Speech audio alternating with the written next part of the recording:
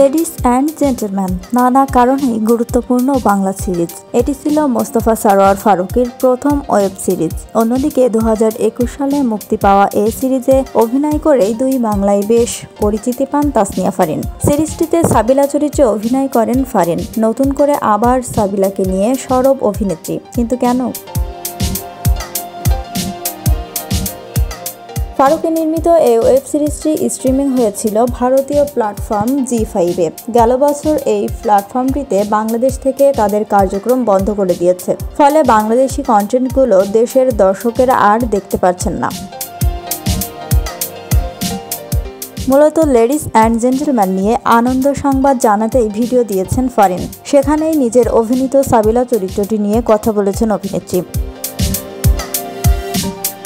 Video বার্তায় অভিনেত্রী জানান, বাংলাদেশের ওটিটি প্ল্যাটফর্ম বঙ্গতে গত বৃহস্পতিবার সন্ধ্যা থেকে স্ট্রিমিং হচ্ছে লেডিস অ্যান্ড জেন্টলম্যান। এ সময় যারা দেখেননি সিরিজটি তাদের উদ্দেশ্যে ফারিন বলেন, এটি 2-3 বছর আগের একটি কাজ, হয়তো অনেকেই দেখেননি। যারা দেখেননি আমি আশা করব তারা যেন বঙ্গতে গিয়ে এটি দেখে ফেলেন। এই সিরিজের মূল চরিত্রে অভিনয় করেছেন তাসনিয়া ফারিন।